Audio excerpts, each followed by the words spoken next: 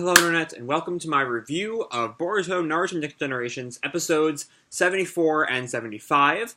This video is 4 days late now, just because I've been traveling up the country to get back to school, but now I'm back.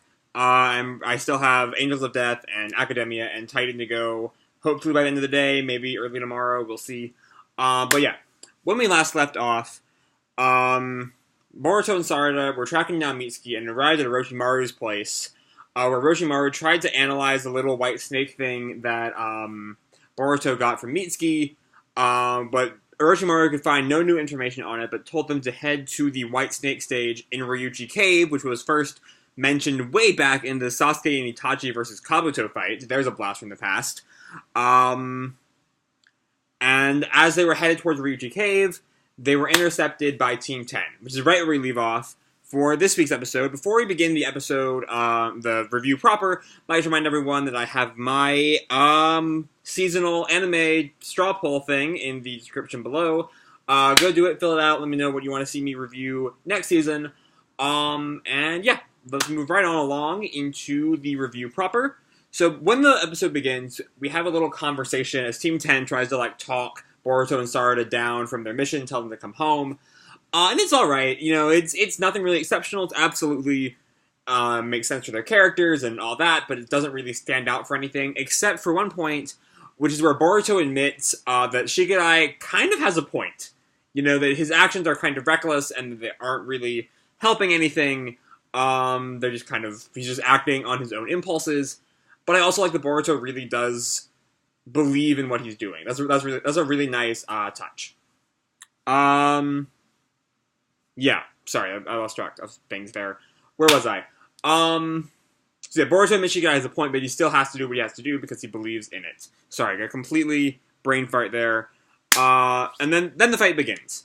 The fight, whenever I have to review a fight, I never really know quite what to do because fights aren't normally stellar storytelling techniques. At best, they're, great bits to see some good animation, but I'm not really a good judge of animation or fight choreography, which I can sometimes tell fight choreography is good, especially on something like Fire Brigade, where the fight choreography is always so clear.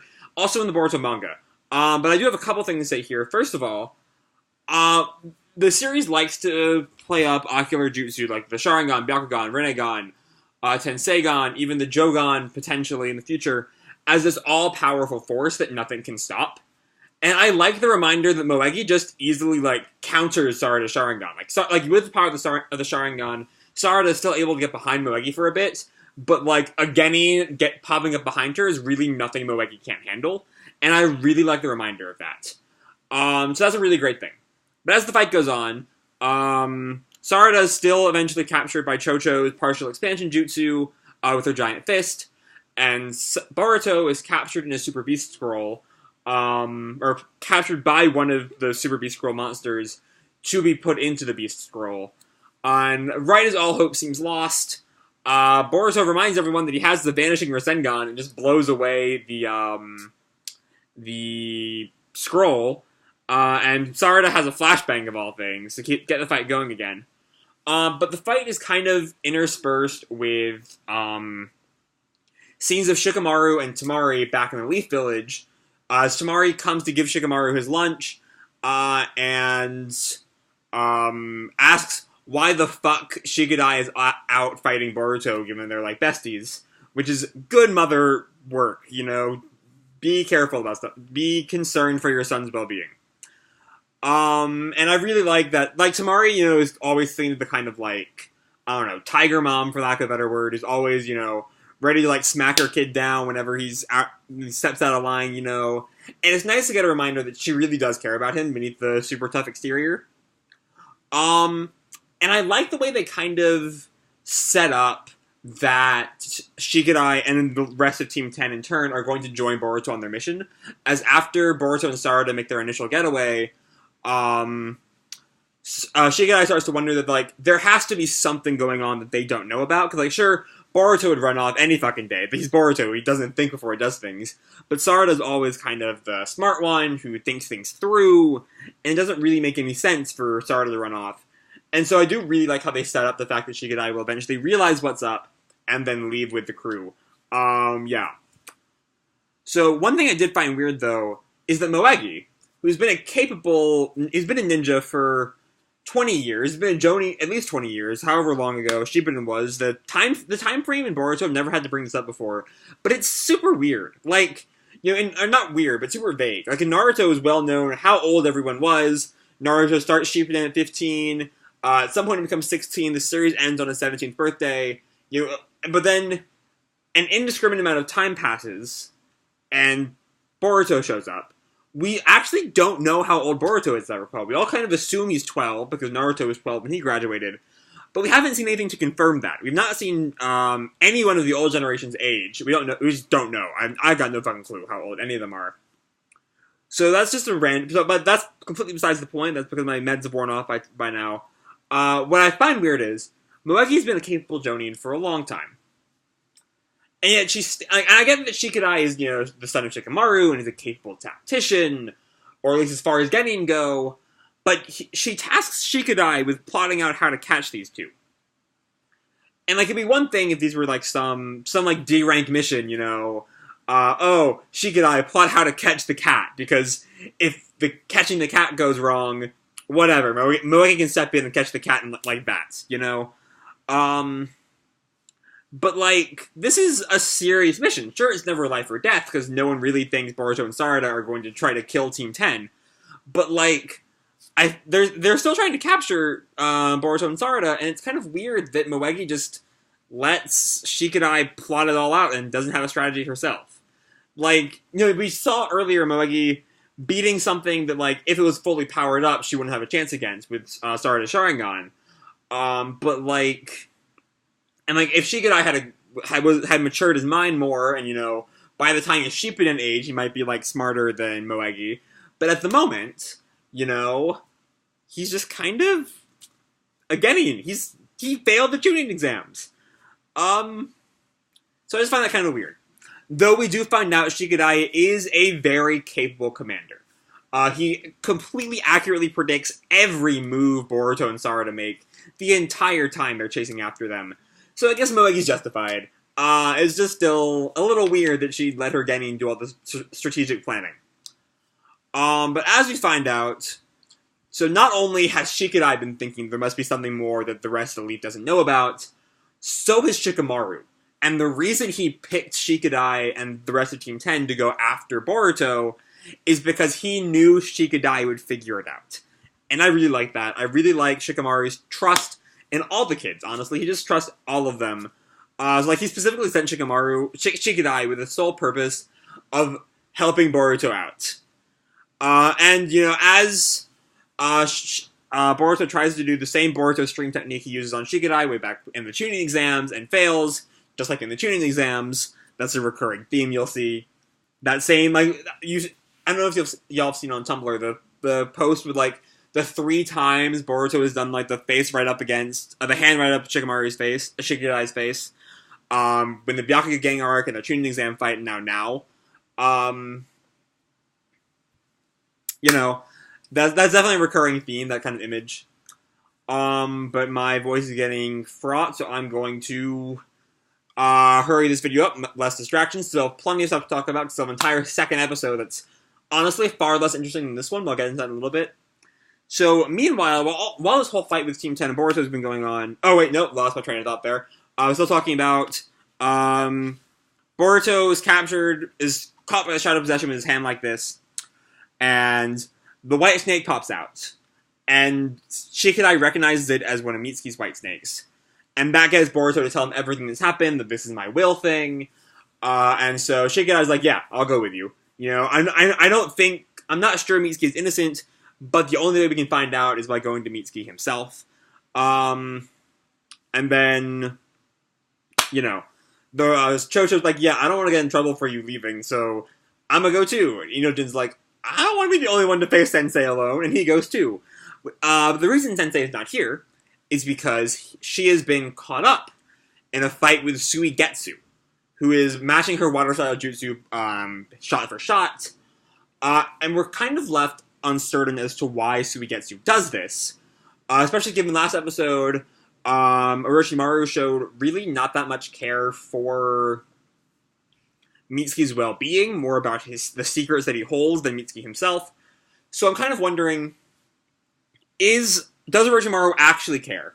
And he's sent Suigetsu out to protect Boruto and Sarada while they head to Ryuchi Cave and get everything sorted out? Or does Orochimaru have some other purpose in mind? That the people who Mitsuki is with, who we have not seen yet still, besides that one little bit in like 73, I think it was, for like a split second. Like, does Orochimaru know exactly what's going on? Is he well aware of this group that has Mitsuki? We don't know. Is there something Orochimaru's after that's a complete third-party thing in this whole conflict? Who's to say? I don't really know. But that really is where 74 ends, so we'll move right along to 75. Because one thing you notice is that these episodes, despite being billed as an hour-long special, really work much better as 2 episodes. Like, if this were, even 75 and 76, judging by what 76 seems to be about, which I'll get into later, that would be a lot better cohesively, as they would... I imagine... Actually, I'll get into a bit now.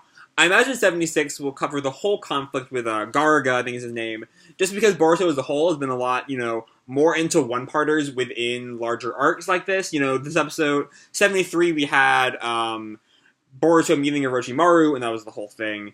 71 was, like, setting up the arc. 72 was the initial reaction to Mitsuki's departure. 73 was everything but with Boruto meeting Orochimaru. 74 was the Inoshika Cho fight. 75 was the Ryuchi Cave trials. All these have been very, like, one-point things. They've not really expanded into multiple episodes, but it's kind of been a recurring thing for Boruto, more than Naruto, which have, like, 3 or 4 episode knockdown, drag-out fights. Boruto's been very, like, one episode contained, and given the next episode, I imagine it'll be the entirety of this getting the reverse scale from Garuga, or whatever his name is. Garuga, I don't remember. But, I imagine that 75 and 76 would have worked a lot better as a 1 hour special, just because they're both the Ryuchi Cave episodes. Unlike 74, especially because it looks like 75 like leans right into 76 in a way that 74 really doesn't. In 75, I mean.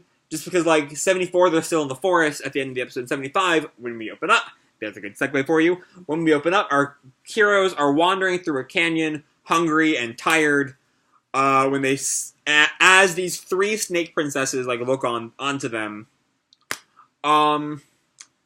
And they see this, like, super glitzy manor titled Ryuchi Cave. And that image is so funny. Like, just the idea of this, like, distant sage land, like Mount Miyaboku, but for snakes, and eviler, is just some super, like, glitzy, like, casino-looking place, is super funny. Even though, right away, it's like, this is so Genjutsu.